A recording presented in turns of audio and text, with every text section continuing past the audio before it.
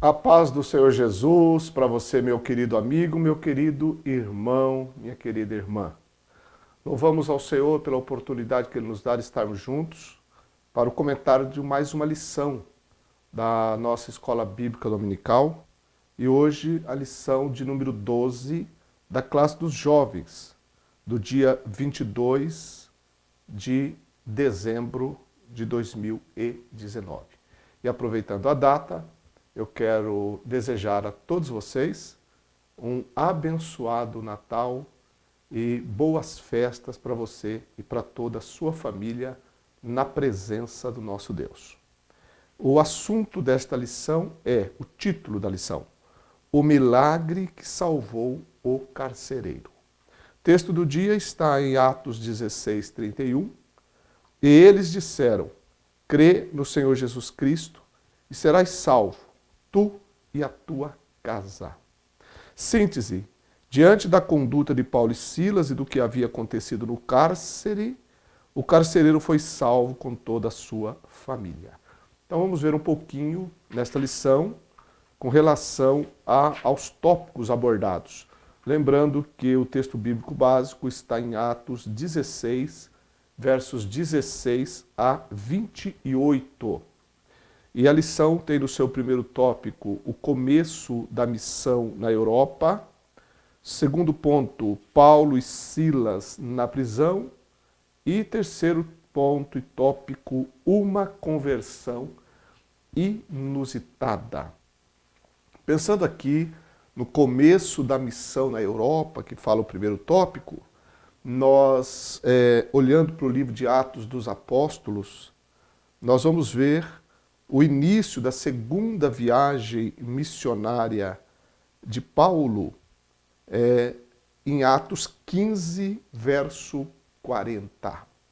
A informação que temos é que Silas foi o companheiro de Paulo nesta segunda viagem missionária. E diz o verso 41 do capítulo 15 de Atos, que eles passaram pela Síria e Cilícia confirmando as igrejas, ou seja, aquelas igrejas cujos trabalhos foram fundadas por ocasião da primeira viagem missionária de Paulo, daquela vez com Barnabé. Então, a partir de 15:40 de Atos, nós temos a narrativa bíblica desta segunda viagem missionária de Paulo, que vai até o final do capítulo 18. Essa segunda viagem ocorreu por volta de 50, 51 depois de Cristo, considerando, claro, que a cronologia às vezes difere de estudiosos para estudiosos, mas foi por volta desse tempo ou desse período que o apóstolo realizou a sua segunda viagem missionária.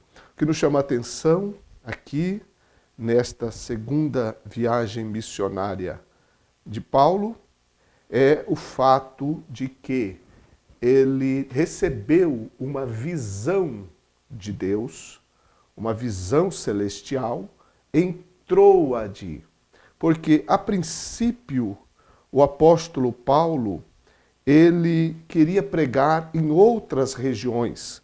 Diz o capítulo 16 de Atos, verso 6. E passando pela Frígia e pela província da Galácia, foram impedidos pelo Espírito Santo de anunciar a palavra na Ásia. O 7. E quando chegaram a Mísia, intentavam ir para a Bitínia, mas o Espírito de Jesus não lhes permitiu. E tendo passado por Mísia, desceram a Troade. Então, nesta viagem, juntou-se ao apóstolo Paulo e a Silas também Timóteo, o jovem Timóteo de Derbe, que Paulo conduz consigo a partir desta sua segunda viagem missionária. Ainda jovem, mas Timóteo tornou-se, a partir dali, um dos grandes apoiadores e auxiliares do apóstolo Paulo. Bem, em Troade, então, depois do Espírito Santo impedi-los de pregar na Ásia e também de irem a Bitínia, em Troade, Paulo tem uma visão. Diz o verso 9 do capítulo 16, que ele de noite teve uma visão em que se apresentava um varão da Macedônia e lhe rogava, dizendo: passa a Macedônia e ajuda-nos. Depois desta visão, Lucas registra, então, que eles partiram para a região da Macedônia. E nesta viagem, eles chegaram até Filipos, que segundo o capítulo 16, verso 12 do livro de Atos, é a primeira cidade desta parte da Macedônia e é uma colônia, ou seja, uma colônia romana. O interessante em Filipos é que não havia uma sinagoga na cidade de Filipos. Quando nós lemos com relação à primeira viagem missionária de Paulo, nós vamos notar que ele chegou, por exemplo, em Antioquia da Psídia e chegou em outras regiões, como a própria região da Galácia, né? Daquela parte sul ali da Galácia, ele frequentava primeiramente as sinagogas dos judeus. Ocorreu isso em Derbe, ocorreu isso em Listra também, porque era onde ele encontrava primeiramente as pessoas para proclamar o Evangelho, anunciar Jesus.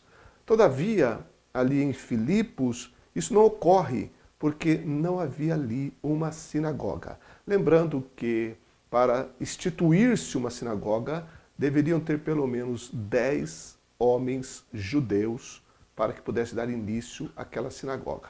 E aquela província romana de Filipos não tinha possibilidade, então, de ter a sinagoga. Então, o que algumas mulheres faziam, então, era dirigir-se ao rio, para ali, próximo ao rio, tinha, então, um lugar de oração.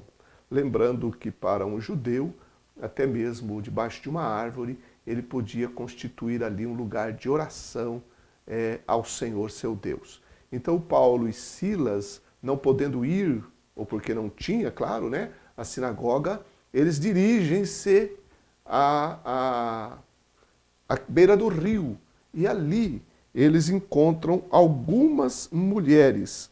E então eles começam a pregar, a falar para aquelas mulheres.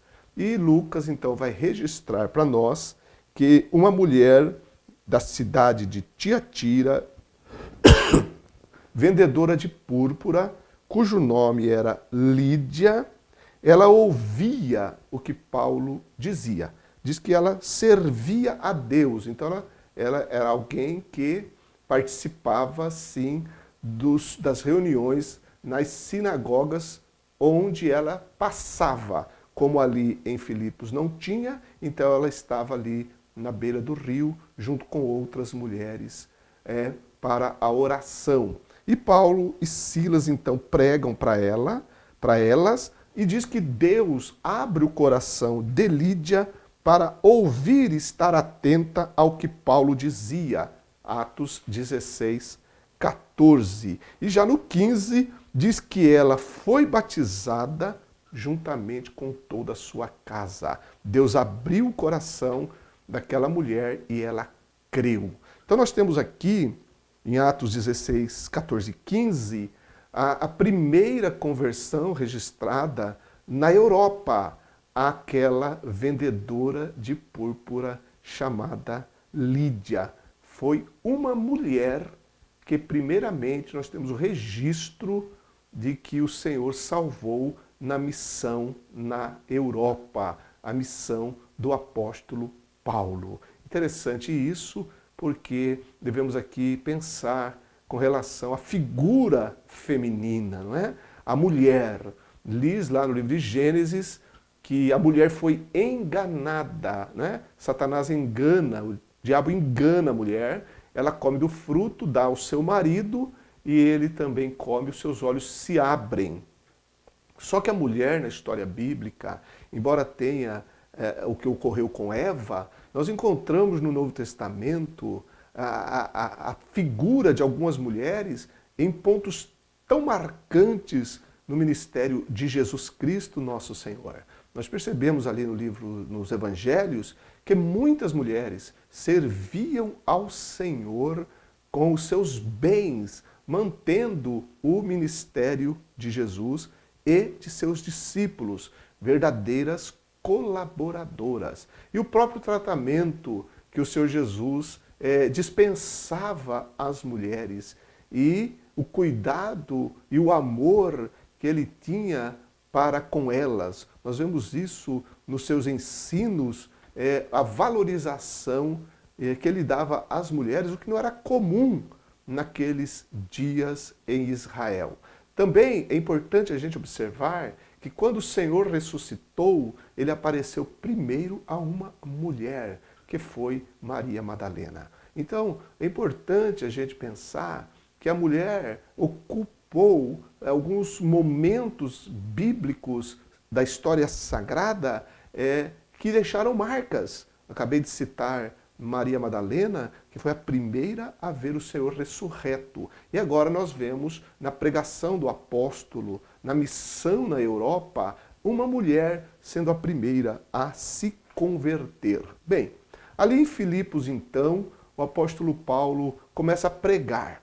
Outro fato que ocorre ali naquela cidade é daquela jovem que tinha um espírito de adivinhação e que dava muitos lucros aos seus senhores. Capítulo 16, verso 18 a seguir. Então era um espírito de adivinhação. E ela, por alguns dias, ela perturbou ou quis perturbar o trabalho missionário de Paulo e seus companheiros. Diz que ela dizia assim: estes homens que nos anunciam o caminho da salvação são servos do Deus Altíssimo. Atos 16, 17.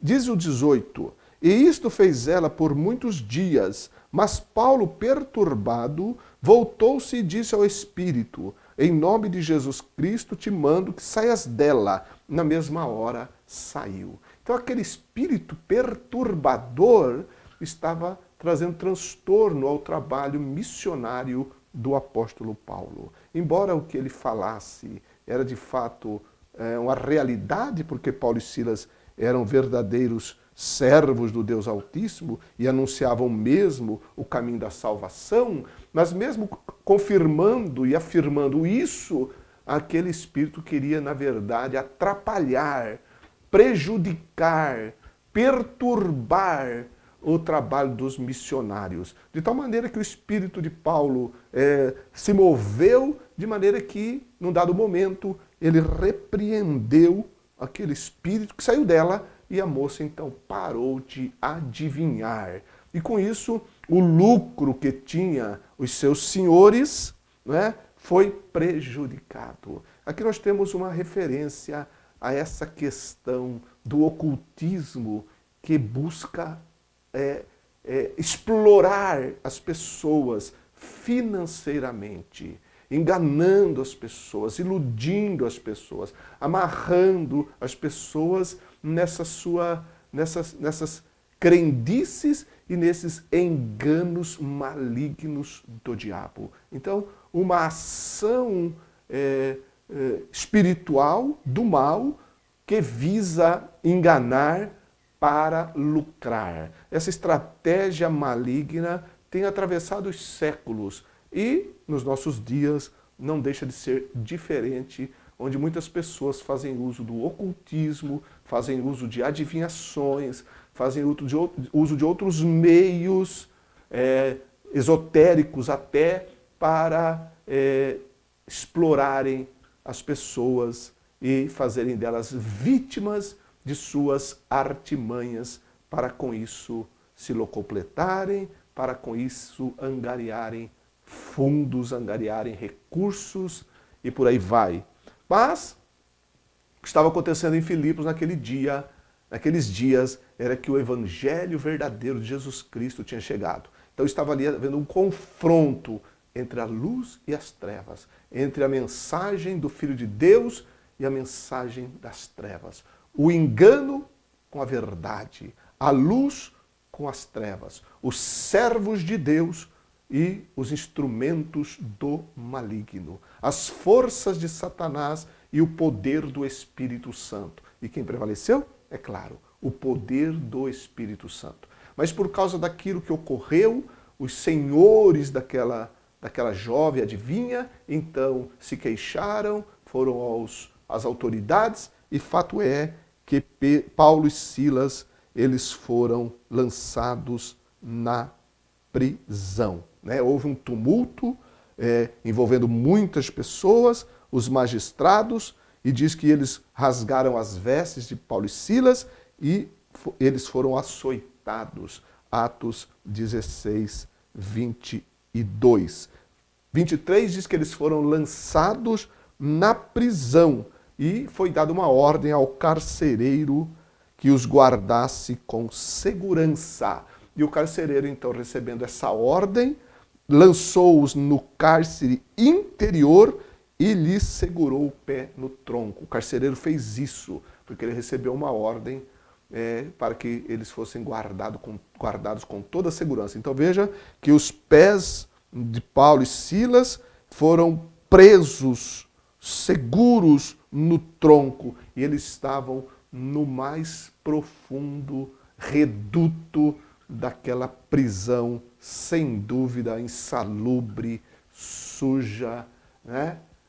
E aquele ambiente totalmente desprovido de qualquer condição de dignidade. E ali eles estavam como verdadeiros malfeitores. É muito interessante isso, porque o próprio Senhor Jesus, ele havia previsto, ele havia profetizado as aflições que os seus discípulos, os seus servos haveriam de enfrentar.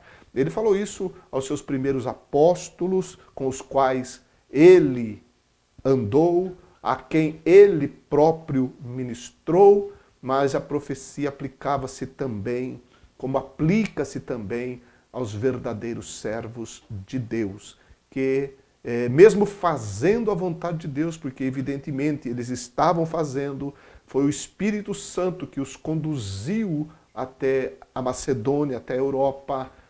Foi o Espírito de Deus que os fixou primeiramente ali em Filipos. Tudo estava de acordo com a vontade de Deus. E aquele momento dos açoites, da prisão, do encarceramento, por nenhum momento nós temos o registro de que passou pela mente de Paulo e Silas que alguma coisa tinha saído do caminho, tinha saído do rumo, que de fato eles não deveriam estar passando por aquilo, uma vez que estavam realizando a vontade de Deus. Isso não passa pela mente daqueles servos do Senhor, com certeza, como não deve passar pela nossa mente também. Quando nós estamos na vontade de Deus, estamos servindo ao Senhor com fidelidade e amor, e coisas ruins acontecem. Oposições se levantam e parece que vão prevalecer. E por algum tempo elas de fato prevalecem. Mas nós devemos entender que quando nós estamos debaixo da vontade de Deus, ela é sempre o melhor. Paulo disse em Romanos capítulo 12, né, que a vontade de Deus ela é santa, ela é boa, ela é agradável, mesmo que a princípio pareça uma situação negativa e ruim e até que cause sofrimento. Mas a fé, ela deve superar tudo isso, entendendo que Deus está no controle. E Deus estava no controle de toda aquela situação. Por quê? Porque ali no cárcere, Deus vai agir. E vai agir de uma forma extraordinária, sobrenatural, maravilhosa. Mas veja a atitude de Paulo e Silas ali naquele cárcere.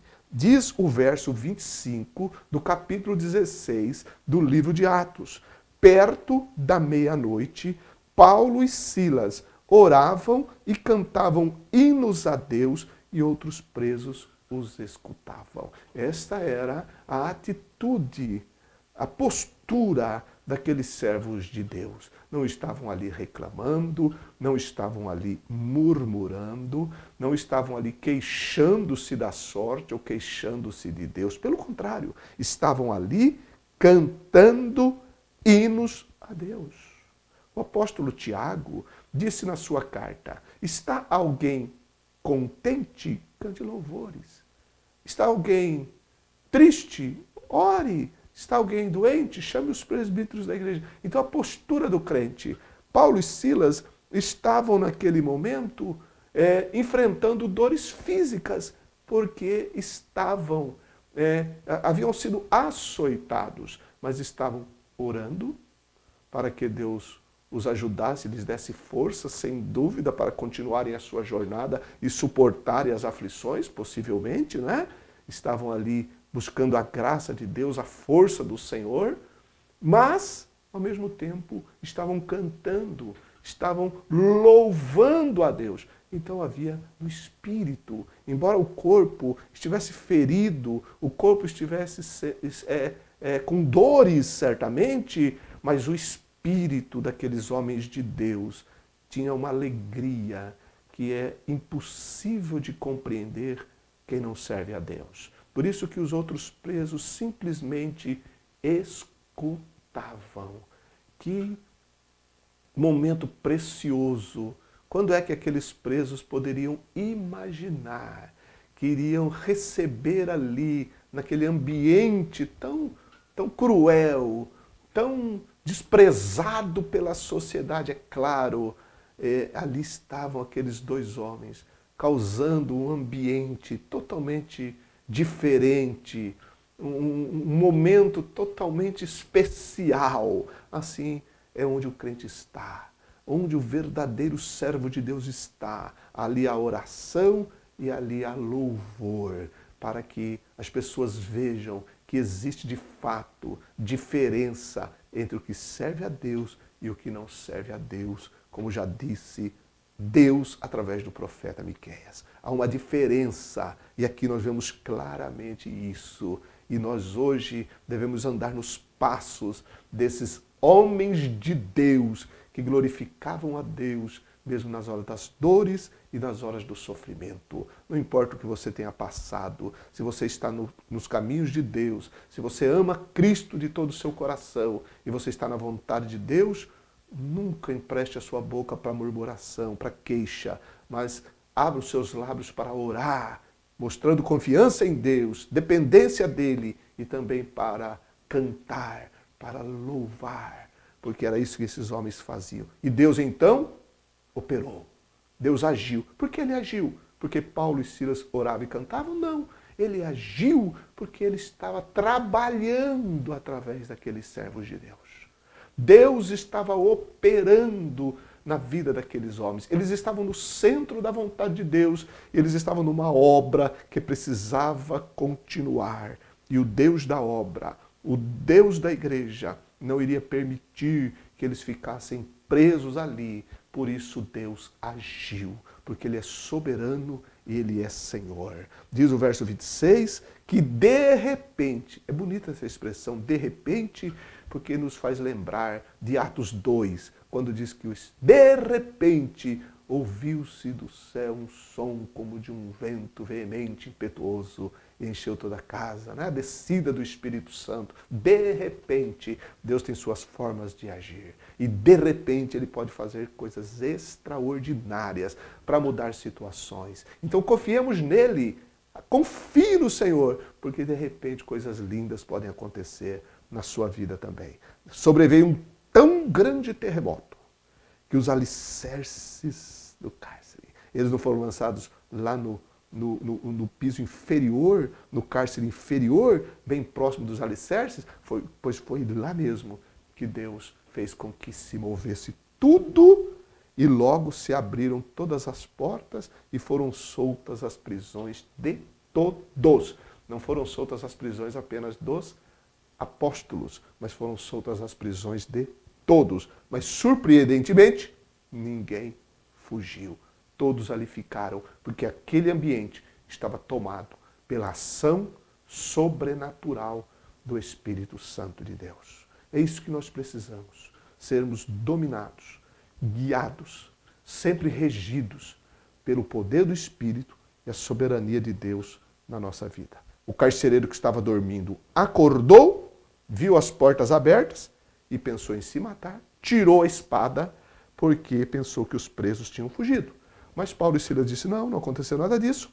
E ele então saltou dentro, pediu luz e trêmulo postou-se diante de Paulo e Silas, tirou-se fora e perguntou, Atos 16 e 30, Senhores, que é necessário que eu faça para me salvar? E eles disseram, crê no Senhor Jesus Cristo e serás salvo, tu e a tua casa. Esta é a mensagem.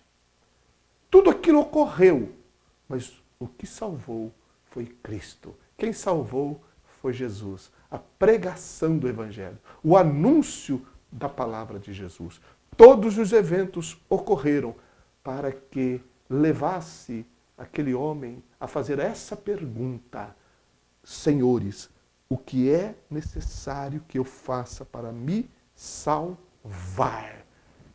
Crê no Senhor Jesus Cristo. Esta é ainda a resposta de Deus para todo pecador que pergunta: como posso? O que eu preciso fazer? O que é necessário? Né? Porque às vezes o pecador ele pensa que precisa fazer muita coisa. E tem muita gente que está fazendo boas obras, está fazendo caridade, está fazendo penitências, está fazendo tanta coisa para alcançar a salvação. Infelizmente, isso não vai trazer salvação para ninguém. Efésios capítulo 2, versos 8 a seguir, diz que a salvação, ela não vem das obras. A salvação é pela fé no Senhor Jesus Cristo. É crer em Cristo, reconhecendo que é pecador, arrependendo-se dos seus pecados e crendo em Jesus Cristo, aí então a pessoa é salva. As obras, elas acompanham a salvação, mas elas não produzem a salvação. Tanto que Paulo não disse para aquele homem fazer absolutamente nada a não ser crer de coração. Romanos 10 diz que, 17, o próprio apóstolo Paulo diz que se com a tua boca confessares ao Senhor Jesus Cristo e em teu coração creres que Deus o ressuscitou dos mortos, serás salvo. Porque com a boca se faz confissão e com o coração se crê para a justiça. Bem, então, Paulo e Silas, o ponto 2, na prisão, que eu também narrei, aproveitando a sequência aqui, né, do que ocorreu ali em Filipos, eles estavam naquela prisão, sofrendo, mas alegrando-se. E o ponto 3, que nós também já falamos um pouco sobre isso, a conversão inusitada. A conversão inusitada por causa dos eventos que aconteceram ali, que levou aquele homem à conversão. E não somente ele, mas a sua casa também. Porque diz lá no verso 34, capítulo 16, que o carcereiro, levando-os à sua casa, lhes pôs à mesa. Antes, porém, no verso 33, diz que ele lavou os vergões, né, dos apóstolos. Ele cuidou dos apóstolos. Foi batizado ele e todos os seus. E diz que na sua crença em Deus, alegrou-se com toda a sua casa. Verso 34, capítulo 16. Alegrou-se com toda a sua casa. Então, nós vemos aqui uma das marcas da salvação, que é a alegria. A alegria do Espírito Santo. Que coisa extraordinária.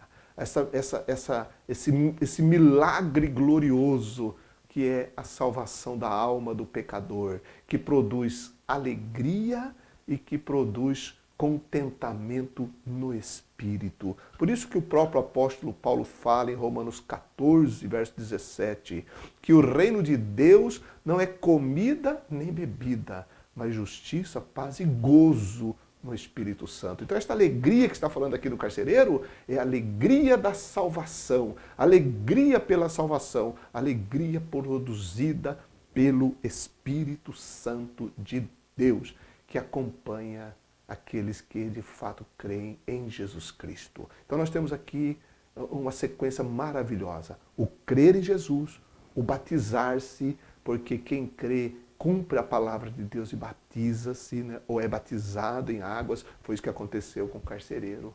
E a alegria, o gozo, o contentamento. E aquele homem, sem dúvida, foi um dos membros da igreja de Filipos e sem dúvida, permaneceu nos caminhos do Senhor. Então, que coisa linda, que coisa maravilhosa é quando a gente vê aquela conversão do carcereiro, que é um incentivo para todos nós, que cremos em Jesus Cristo, para pedirmos a Deus para que Ele salve os nossos familiares também. Peçamos ao Senhor, busquemos a Deus para que a sua salvação, que nos atingiu, alcance também os nossos familiares. Vamos olhar para os que estão dentro da nossa casa, aqueles que ainda não são salvos e aqueles que porventura estejam afastados dos caminhos do Senhor. Olhe para eles, ore por eles, dê testemunho de vida, porque o Senhor pode salvá-los. Pode salvá-los. Eu glorifico a Deus porque temos visto isso. No seio da minha família, eu vi isso. E tenho visto em muitas outras famílias também. E a sua família pode ser uma família salva. Então creia no Senhor, alegre-se nele, continue servindo a Ele, glorificando a Ele, para que Ele continue operando na sua vida. E Paulo e Silas continuaram a sua jornada fazendo a obra de Deus.